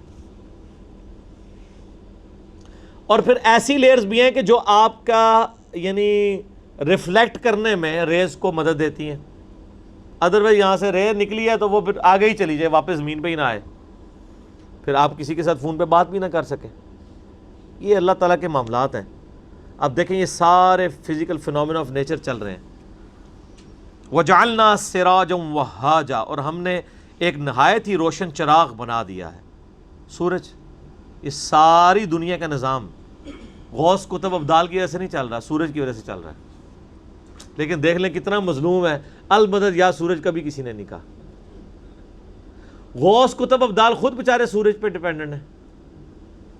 سورج ختم ہو جائے زمین اگانا چھوڑ دے گی، زمین اگانا چھوڑ دے گی تو بزرگ بھی بھوکے مر جان گے، تو انہوں نے مننے والے بھی بھوکے مر جان گے۔ صحیح بات ہے۔ اگر آپ سمجھتے ہیں کہ بغیر کھائے پیے کو بزرگ زندہ رہ سکتا ہے تو صحیح بخاری مسلم میں یہ حدیثیں کیوں ہیں کہ نبی علیہ السلام بھی فاقے کی وجہ سے پتھر باندھتے تھے؟ اور وہ تو حدیث ہے، قرآن میں آئے سورہ مائدہ میں اللہ تعالیٰ فرماتا ہے 75 نمبر آیت میں کہ عیسیٰ اور ان کی ماں تو روٹی کھانے کے محتاج تھے، وہ تمہارے رب کیسے ہو سکتے ہیں؟ عیسیٰ اور ان کی ماں تو روٹی کے محتاج ہیں اور بزرگوں نے 14 سال سے کچھ نہیں کھایا، تو سر پھر عیسیٰ نو چھڈو، اینو عیسیٰ دوتے لے جاؤ بزرگ نو، وہ چوری چھپے کھاندے جے اور ککر پھاڑ دے جے، تو کہ پتہ ہے کتنا کھاندے نے، اللہ کا بڑا فضل ہے انہوں تے، تو آڑے سامنے بھوکے بیٹھے رہتے ہیں، جب آپ چلے جاتے ہیں پھر دیکھیں وہ کیا کرتے ہیں۔ ٹھیک ہے، تو اگر کسی کو یقین نہیں ہے تو آپ ان کو لا کے کسی شیشے کے کمرے میں رکھ دیں، میرا خیال ہے جب آپ ان کو بند کر کے تالا لگا لیں گے وہ خود ہی بزرگی سے توبہ کر لیں گے کہ نہیں نہیں جناب وہ جی سی، سب تماشا چل رہا ہے۔ تو اللہ تعالیٰ ماتا ہے ہم نے یہ سورج رکھ دیا ہے۔ سورج دیکھیں، سورج کی روشنی کی وجہ سے سمندروں کا پانی ویپریٹ ہوتا ہے، وہ بارش کی فارم میں باقی دنیا پہ برستا ہے، گلیشیئرز کی فارم میں برف کی شکل میں پہاڑوں پہ سٹور ہوتا ہے، پھر اسی سورج کی تپش سے وہ گلیشیئر پگھلتے ہیں اور وہ زمین کے اوپر بھی دریا چلتے ہیں، زمین کے نیچے بھی جو ہم نکالتے ہیں پانی۔ یہ سارا واٹر سائیکل کس وجہ سے چل رہا ہے؟ سورج کی وجہ سے۔ آپ جو چیز استعمال کر رہے ہیں وہ سورج کی وجہ سے۔ گندم کس کی وجہ سے پکتی ہے؟ سورج کی وجہ سے۔ مرغی جو ہے وہ بھی سورج پہ ڈیپینڈنٹ ہے، مرغی نے جو خوراک کھانی ہے وہ زمین سے آنی ہے، بکری نے جو خوراک کھانی ہے وہ زمین سے آنی ہے۔ سورج ختم ہو جائے، زمین اگانا چھوڑ دے تو جائیں نا آپ سائبیریا میں جا کے کوئی چیز اگا کے بتائیں نا، برف ہے، سورج ہے تب بھی وہاں پہ برف ہے تو وہاں پہ آپ زمین نہیں اگا سکتی، وہ پریکٹیکل حالت ہو جائے گی۔ اگر سورج کا فاصلہ زمین سے ذرا سا ڈسٹرب ہو جائے تو یا تو بہت زیادہ گرمی ہو جائے گی یا بہت زیادہ ٹھنڈ ہو جائے گی۔ بہت زیادہ گرمی بھی ہو جائے تو فصلیں جل جائیں گی، بہت زیادہ ٹھنڈ ہو جائے فصلیں اگے گی نہیں۔ تو یہ اس بیچارے سورج کو تو آج تک کسی نے کہا المدد یا سورج، ہماری فصل کو پکا دے، اللہ کو ہی کہتے ہیں نا. تو سورج کی ڈیوٹی کس نے لگائی ہوئی ہے؟ اللہ نے. تو اگر آپ کے کسی بابے کی ڈیوٹی اللہ نے بھی لگائی ہوئی ہے تو آپ بابے کو نہ پکاریں، آپ اللہ کو پکاریں. سمپل سا مسئلہ ہے. آپ یا شیخ عبدالقادر جیلانی یا علی مدد کو لے کے بیٹھے ہوئے. مولا علی نے سب سے پہلے آپ کی پھینٹی لگا دینی ہے. مولا علی کیا کہتے تھے؟ ایاک نعبد و ایاک نستعین. مولا علی کا ماننے والا بھی وہ ہوگا جو مولا علی کے طریقے پہ چلے گا. وہ تو مولا علی کا دشمن ہے جو غیر اللہ کو پکارتا ہے. یہ جھگڑا چھوڑ دے اختیار ہے یا نہیں. اختیار ہو تب بھی. فرشتے بارش برساتے ہیں لیکن ہم فرشتوں کو نہیں کہہ سکتے بارش برسا، مشرک ہو جائیں گے. بارش کا کسے کہیں گے؟ اللہ. ورنہ میں نے کہا سب سے بڑا مشکل کشا تو سورج ہے. وَأَنزَلْنَا مِنَ الْمُعْصِرَاتِ مَاءً ثَجَّاجًا، اور ہم نے برسایا بادلوں سے موسلا دار پانی. لِنُخْرِجَ بِهِ حَبًّا وَنَبَاتًا، تاکہ ہم اگائیں اس کے ذریعے اناج اور سبزہ. صرف سورج بھی کافی نہیں ہے، سورج پرفارم بھی صحیح کرے. سورج پرفارم کرتا ہے تو تب یہ بارش برستی ہے، اور بارش کے ذریعے اللہ تعالیٰ مردہ زمین کو زندہ کرتا ہے. وَجَنَّاتٍ أَلْفَافًا، اور نیز گھنے باغات. یہ ساری قدرت کی نشانیاں گنوا کے اللہ نے جو مورل لیسن اس سے نکلنا ہے نا وہ اگلی آیت میں. إِنَّ يَوْمَ الْفَصْلِ كَانَ مِيقَاتًا، بے شک فیصلے کا دن ایک معین وقت ہے، وہ آ کے رہے گا. کون سا فیصلے کا دن؟ قیامت. اب اس قیامت کا ہلکا سا نقشہ کھینچا جا رہا ہے. یوم ینفخ فی الصور، جب سور پھونکا جائے گا. فتأتون افواجا، تم فوج در فوج چلے آؤ گے. یعنی لوگ اپنی قبروں سے نکلیں گے اور فوج در فوج میدان محشر کی طرف بھاگیں گے. اچھا وہ بے ساختہ بھاگ رہے ہوں گے، ان کو نہیں پتا ہوگا، یہ نہیں ہوگا کوئی سائن بورڈ لگا ہوگا کہ سر ادھر جانا ہے. بے اختیار لوگ ایک ہی طرف دوڑ رہے ہوں گے جہاں پہ سب نے جمع ہونا ہے. وَفُتِحَتِ السَّمَاءُ فَكَانَتْ أَبْوَابًا، اور آسمان کے دروازے کھولے جائیں گے، یعنی آسمان کھول دیا جائے گا اور اس کے کئی دروازے بن جائیں گے. آسمان سے پھر فرشتے آگے بھی آئے گا کہ آسمان سے فرشتے نازل ہوں گے. اللہ تعالیٰ بھی اس دنیا پر نزول فرمائے گا. وَجَاءَ رَبُّكَ وَالْمَلَكُ صَفًّا صَفًّا، جیسا کہ اس کی شان کے لائق ہے. وَسُيِّرَتِ الْجِبَالُ فَكَانَتْ سَرَابًا، اور پہاڑ حرکت دیے جائیں گے حتیٰ کہ وہ سراب ہو جائیں گے. گریوٹی ڈسٹرب ہو جائے گی تو گریوٹی ڈسٹرب ہو جائے تو پہاڑ بھی اڑتے. اس زمین پہ سب سے مضبوط چیز پہاڑ ہے. کوئی مخلوق اللہ کی اس سے زیادہ مضبوط نہیں ہے، نہ اس سے زیادہ ہیبت ناک ہے. کوئی زیادہ نام لے لے گا شیر. شیر کی کیا اوقات ہے؟ ہزاروں شیر پہاڑ میں جنگل کے اندر ہوتے ہیں. ہاتھی کیا سائز ہے؟ سب سے اللہ تعالیٰ نے جو، اسی لیے قرآن میں بار بار پہاڑوں کا ذکر آتا ہے. اس روئے عرض پہ اللہ نے سب سے مضبوط چیز جو بنائی ہے نا وہ پہاڑ ہے. حتیٰ کہ آپ دیکھیں آج بھی اتنے لیٹسٹ دور میں بھی امریکہ جیسے ملک نے بھی اپنے جو اٹامک ویپنز ہیں وہ پہاڑوں کی بیسمنٹس میں سٹور کیے ہوئے ہیں، جو چٹیل چٹانوں والے پہاڑ ہیں. اور وہ ایسے مضبوط پہاڑ ہیں کہ ان کے اوپر ایٹم بم بھی گرا دیا جائے نا وہ پہاڑ نہیں ٹوٹتے. اس کے اندر انہوں نے ٹنلز کھود کے تو اپنے سارے رکھے ہیں. یوٹیوب پہ انہوں نے ویڈیوز بھی چڑھائی ہوئی ہیں. یعنی وہ اٹامک بم پروف ان کے چیمبرز ہیں جن میں انہوں نے اٹامک بم رکھے ہوئے ہیں، اور وہ بھی قدرت کے ہیں.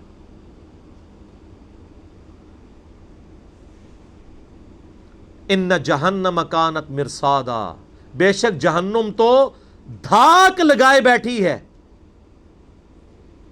تلاش میں ہے کہ کدھر. جیسے وہ ایک کوئی حفاظت کے اوپر چوکیدار مامور کیا ہونا تو وہ چور کی تلاش میں ہوتا ہے.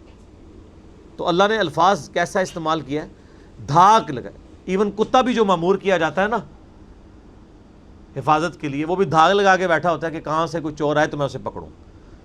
بے شک جہنم دھاگ لگائے بیٹھی ہے. کس کے لیے؟ للطاغین مآبا، سرکشوں کا ٹھکانہ ہے.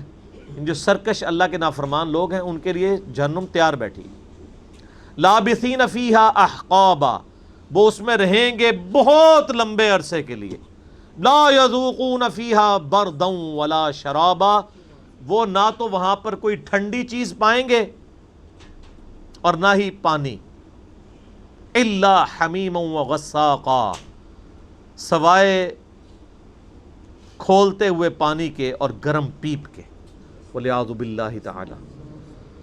اللہم اجرنا من النار، اللہم اجرنا من النار، اللہم اجرنا من النار، اللہم من احییتہ منا فاحیہ علی الاسلام ومن توفیتہ منا فتوفہ علی الایمان۔ بخاری مسلم حدیث ہے، ایون نماز کی حالت میں بھی نبی علیہ السلام جب کبھی کوئی اللہ کی عذاب سے ریلیٹڈ آیات پڑھا کرتے تو فوراً اللہ کی طرف متوجہ ہو کر جو ہے وہ رجوع لایا کرتے اور اللہ کے عذاب کے اگینسٹ اللہ تعالیٰ کی پناہ طلب کیا کرتے۔ تو یہ سنت ہے۔ جزاء وفاقا، یہ بدلہ ہے ان کے گناہوں کا پورا پورا۔ انہم کانوا لا یرجون حسابا، یہ لوگ تو قیامت کے دن کو بھلائے بیٹھے تھے، ان کو توقع ہی نہیں تھی کہ ایسا بھی ہو جانا ہے۔ حقیقت بات یہی ہے، چاہے مسلمان ہے یا کافر، حالت تو یہی ہے۔ مجھے بتائیں جسے پتہ ہو کہ میں نے مر کے اللہ کے حضور جانا ہے، وہ اپنے یتیم بھتیجوں اور بھانجوں کی جائیداد کے اوپر قبضہ کرے گا؟ جسے پتہ ہو کہ میں نے مرنا ہے، جسے یہ بات پتہ ہو کہ قرآن میں آیت کئی دفعہ ریپیٹ ہوئی ہے کہ جو لوگ ناحق کسی کا مال ہڑپ کرتے ہیں وہ اپنے پیٹوں میں دوزخ کی آگ بھاڑ رہے ہیں، تو وہ یہ کام کریں گے؟ ناٹ ایٹ آل۔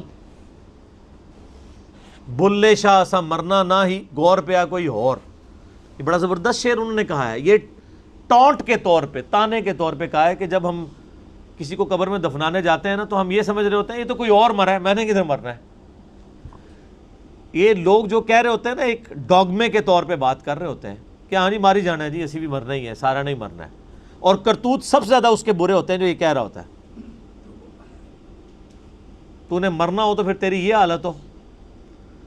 تو ایک یہ ہے کہ آپ اپنے عقیدے میں قیامت کا انکار کرتے ہیں، تو وہ تو کوئی بھی مسلمان نہیں کرتا، لیکن عملاً قیامت کا انکار تو کر رہے ہیں کہ کرتوت ایسے ہیں کہ گویا قیامت آنی ہی نہیں۔ ایک شخص ہے نماز کا انکار کرتا ہے، ایک دوسرا شخص ہے جو نماز کو تو مانتا ہے لیکن پڑھتا نہیں ہے۔ تو قرآن کیا کہتا ہے؟ وَأَقِیمُوا الصَّلَاةَ وَلَا تَكُونُوا مِنَ الْمُشْرِكِينَ، نماز قائم کرو، مشرک نہ بنو۔ مراد کیا کہ نماز نہ پڑھنے والا کیا ہے؟ مشرک۔ لیکن پاکستان کے شناختی کارڈ میں مسلمان ہی رہے گا، مر جائے گا، اس کا جنازہ بھی پڑھا جائے گا۔ یہ تو آگے جا کے پتہ لگے گا کہ جی یہ قرآن میں یہ آیت لکھی ہوئی تھی، اور صحیح مسلم میں حدیث 246 کتاب الایمان چیپٹر میں کہ بندے کے ایمان اور کفر کے درمیان فرق نماز ہے۔ وہ تو مسلم میں لکھی رہے گی، مجھے پتہ ہی نہیں چلا۔ وہ تو ترمذی میں لکھی رہے گی حدیث کے جس نے جان بوجھ کے ایک نماز بھی چھوڑ دی اس نے کفر کیا، وہ تو لکھی رہ گئی۔ اس کو تو امید ہی نہیں تھی کہ اسے مر کے کوئی حساب بھی دینا ہے۔ وَكَذَّبُوا بِآيَاتِنَا كِذَّابًا، یہ ہماری آیات کو سختی کے ساتھ جھٹلاتا رہا۔ جھٹلانا بھی دو ہے، ایک ہے عقیدے میں جھٹلانا، ایک ہے عمل میں جھٹلانا۔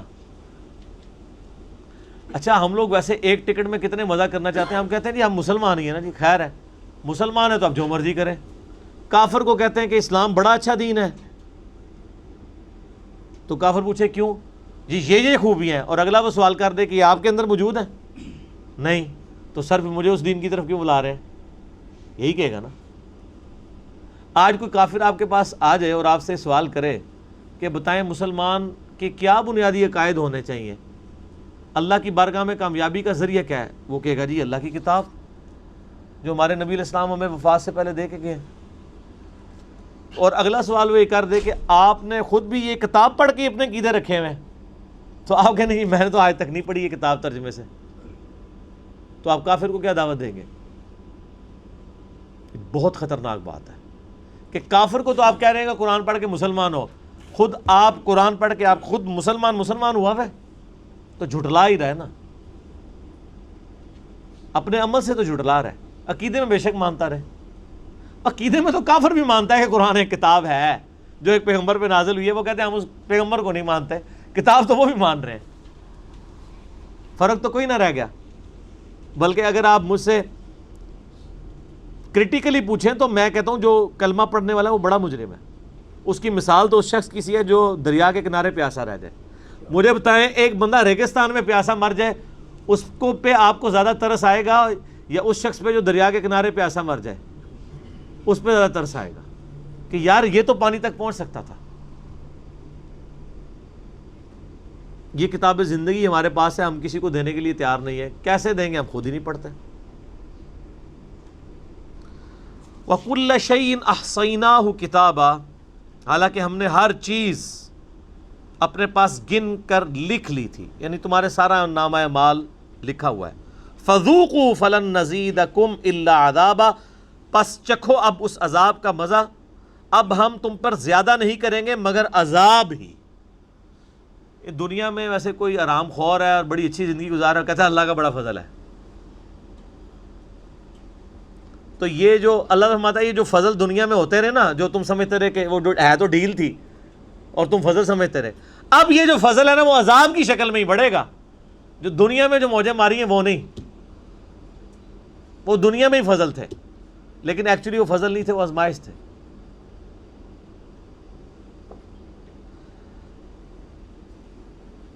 اب یہ 30 آیات قیامت کا نقشہ کھینچنے کے بعد خصوصاً اہل جہنم کا، اب روئے سخن جنتیوں کی طرف، اب تھوڑی میٹھی میٹھی باتیں بھی ہو رہی ہیں، لیکن میں بتاؤں قرآن کا میٹھے والا جو پورشن ہے بڑا کم ہے۔ یہ میٹھا زیادہ دیر اللہ چلنے نہیں دیتا، پھر دوبارہ کڑوی بات پہ واپس آتا ہے۔ کیوں؟ میٹھی باتوں سے کبھی قبلہ نہیں صحیح ہوتا۔ میں آپ سے کہتا ہوں کہ اگر اللہ تعالیٰ کی طرف سے یہ اناؤنسمنٹ ہو کہ جو نماز پڑھے گا اسے جنت ملے گی اور جو نہیں پڑھے گا اسے جنت نہیں ملے گی لیکن عذاب بھی کوئی نہیں ہے، کوئی دنیا میں نمازی بچے گا؟ ساری مصیبت ہی یہی ہے۔ تو ڈر والا ایلیمنٹ غالب ہے۔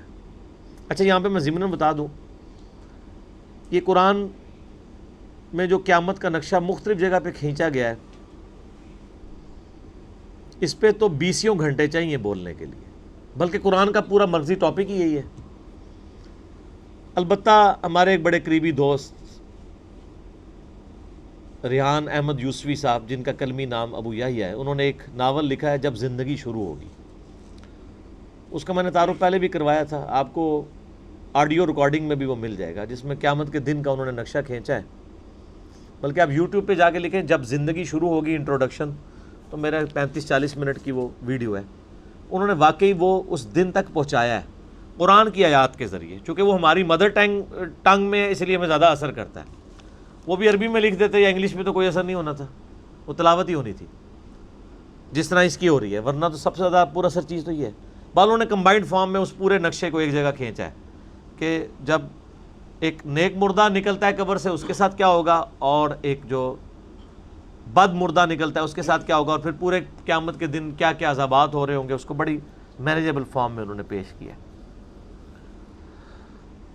ان للمتقین مفازا، بے شک پرہیزگاروں کے لیے کامیابی ہی کامیابی ہے، ڈر جانے والوں کے لیے۔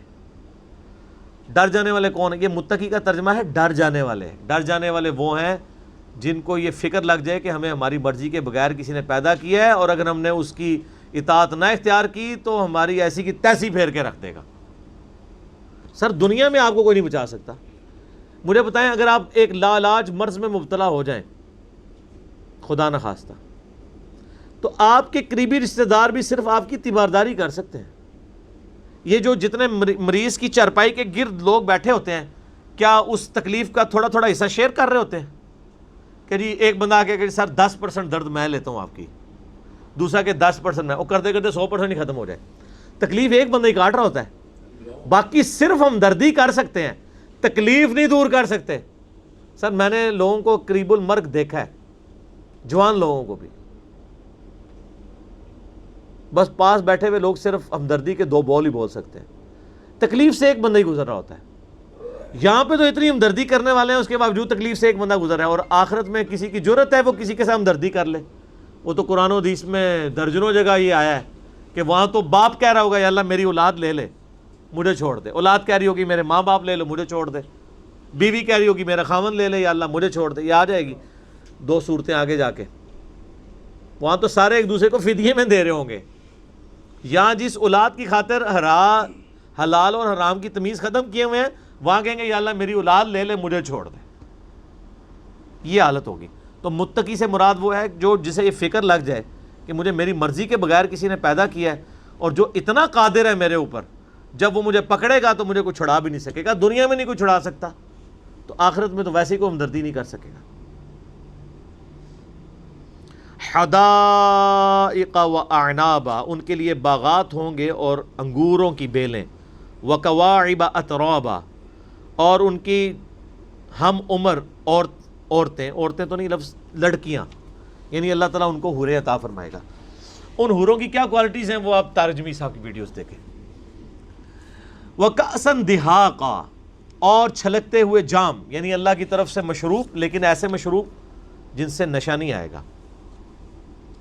لا يسمعون فيها لغوا ولا كذابا، وہ جنت میں نہ تو کوئی لغو بات سنیں گے نہ کوئی بیہودہ بات، یعنی بے حیائی کی تو کوئی بات نہیں ہوگی اور کوئی لغو بات بھی نہیں ہوگی جس بات کو سن کے کوئی کوفت ہو جائے. بعض اوقات آپ کو پتہ ہے بندہ بڑے اچھے موڈ میں بیٹھا ہوتا ہے، کوئی ایسا جملہ بولتا ہے بندہ کہتا ہے یار سارا موڈ آف کر دیا. تو اللہ نے فرمایا کہ جنت میں ایسا نہیں ہوگا کہ کوئی آ کے ایسی بونگی مارے اور آپ کا سارا موڈ خراب ہو جائے. نہ بےہودگی ہوگی اور نہ کوئی لغو بات. جزاء من ربک عطاء حسابا، یہ بدلہ ہے تمہارے رب کی طرف سے بہت بڑا کافی انعام، یعنی اس کے اعمال کے بدلے میں. رب السماوات والارض وما بینہما، کون سا رب؟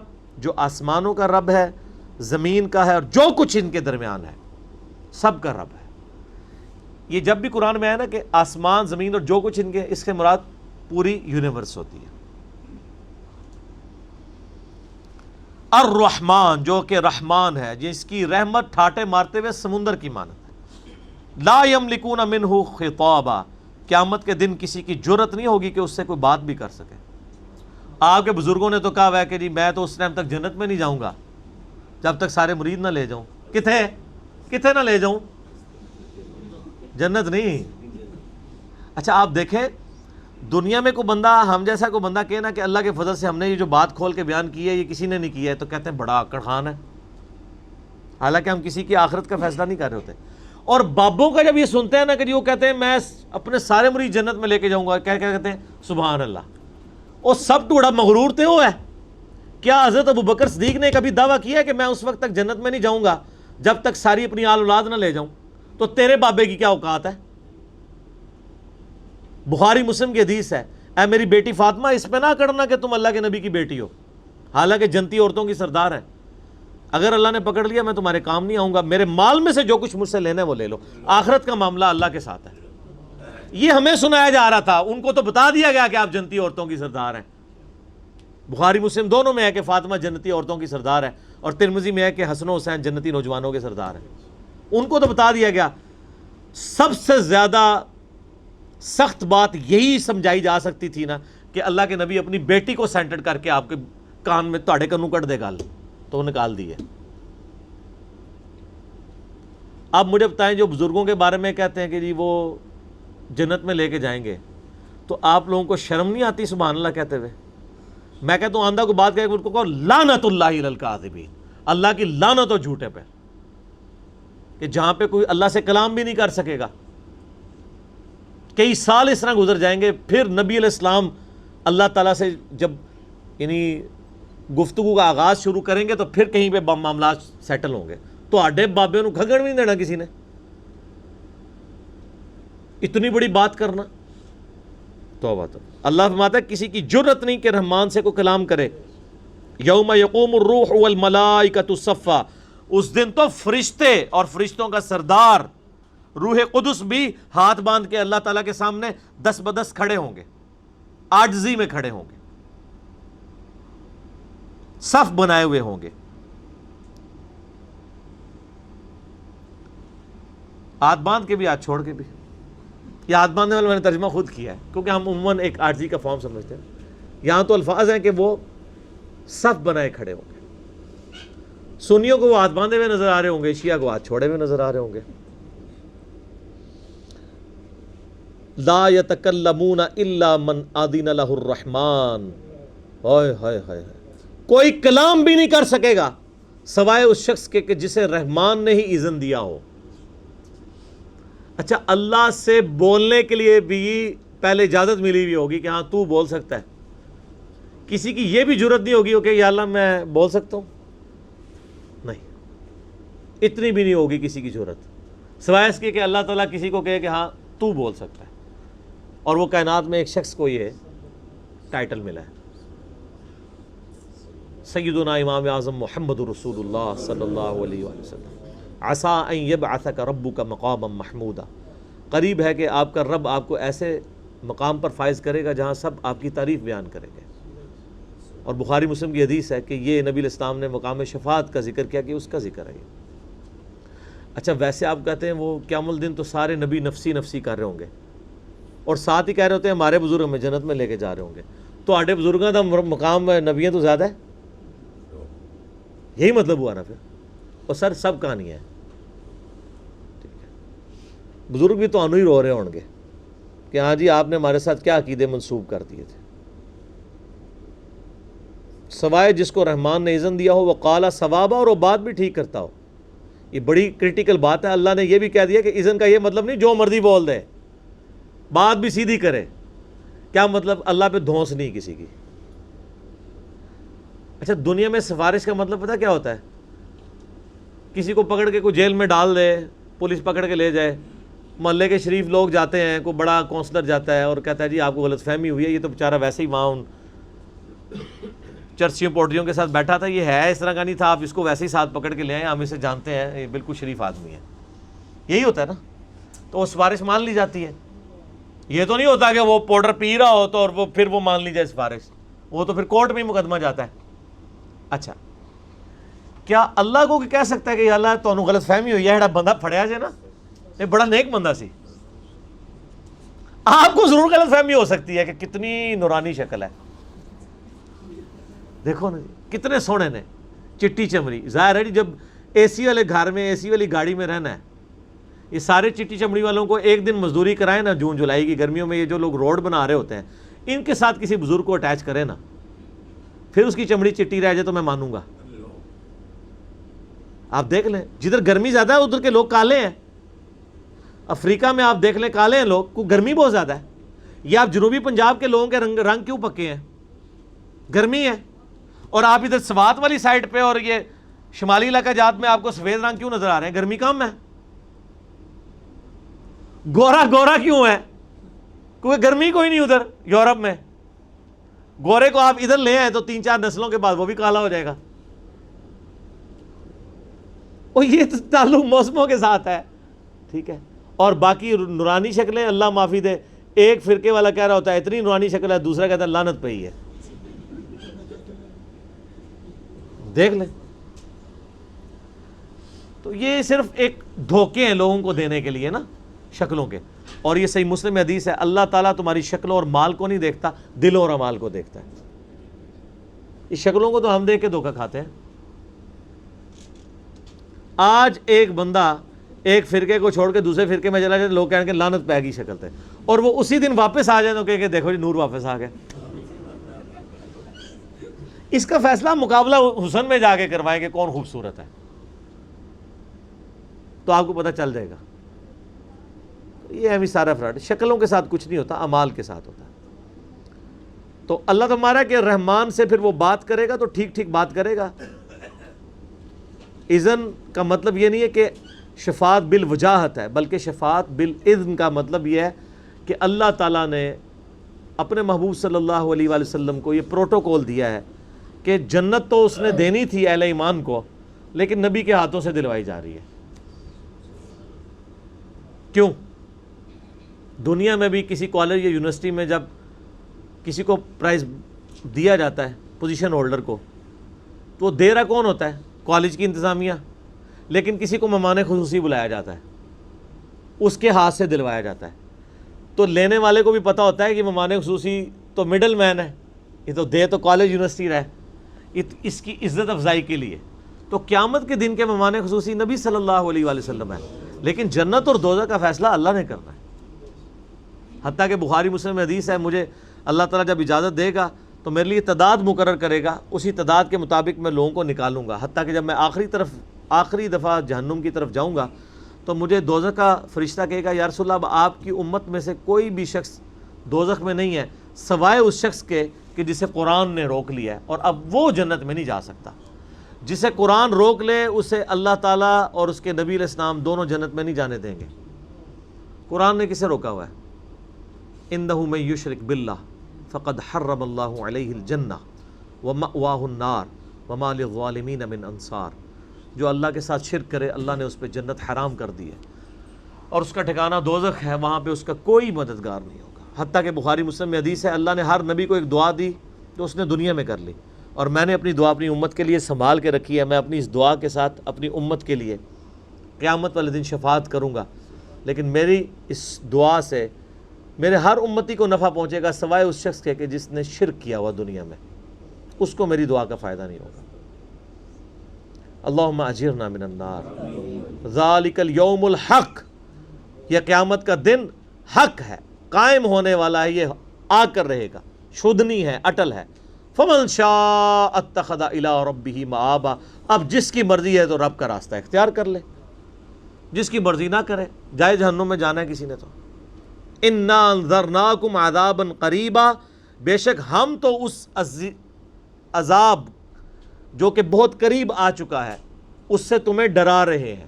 یعنی اللہ فرما رہا ہے کہ میں نے تو آخرت کی ویڈیو فلم چلا دی ہے اس صورت کے اندر، اب تمہاری مرضی ہے، چاہے اس سسٹم کا وہ ولن بننا چاہتے ہو تو بن جاؤ، ہیرو بننا ہے تو ہیرو بن جاؤ، آخرت کی فلم چلا۔ اور یہ اللہ تعالیٰ کتنا کرم ہے کہ وہاں جا کے کوئی شخص نہیں کہے گا اوہ دنیا میں سب کچھ دکھا دیا، آپ کی مرضی، آپ ہدایت کا راستہ اختیار کریں یا گمراہی کا۔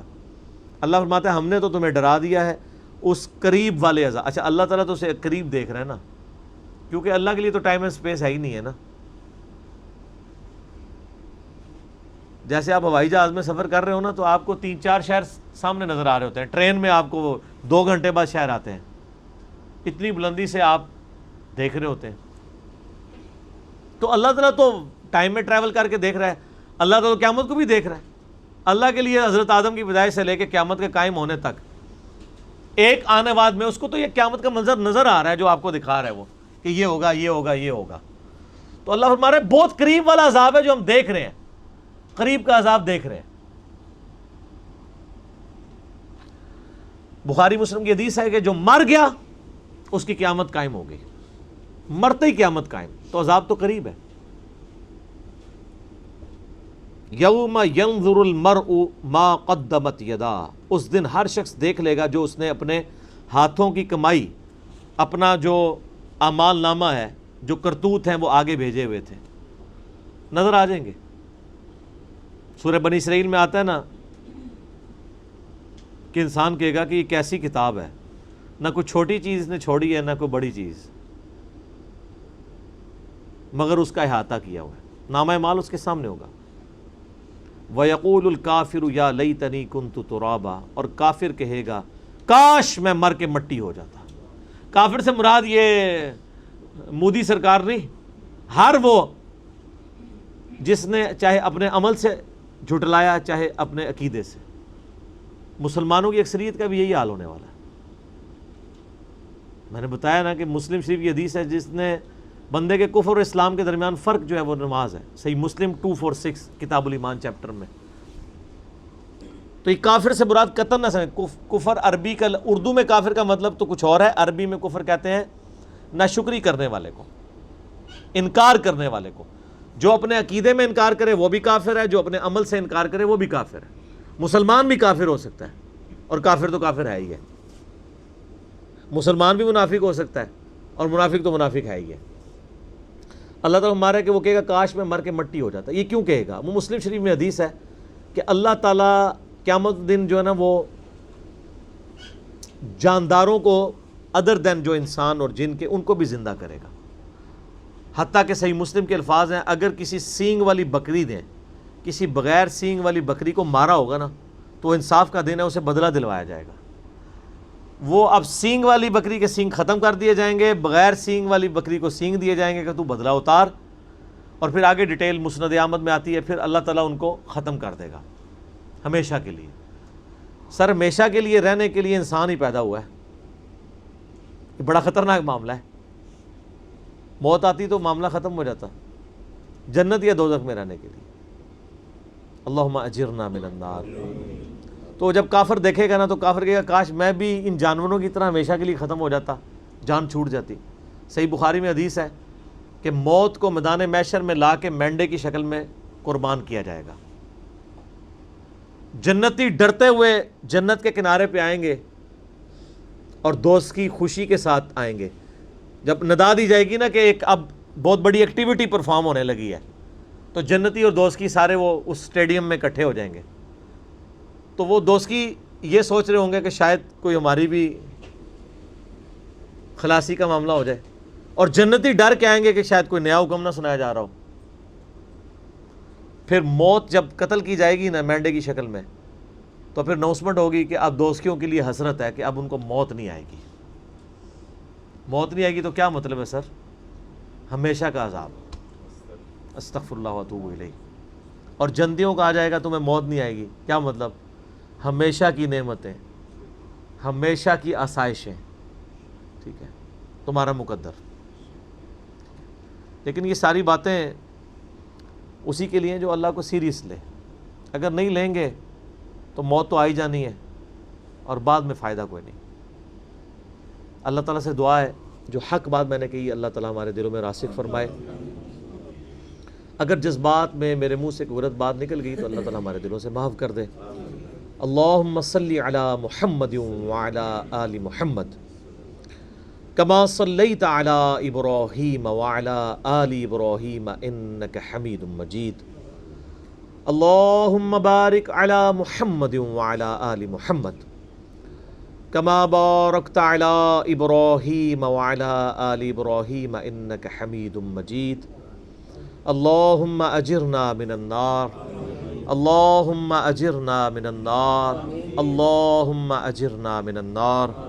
اللہم من احییتہ منا فاحیہ علی الاسلام ومن توفیتہ منا فتوفہ علی الایمان۔ سبحانک اللہم وبحمدک اشہد ان لا الہ الا انت استغفرک واتوب الیک وما علینا الا البلاغ المبین۔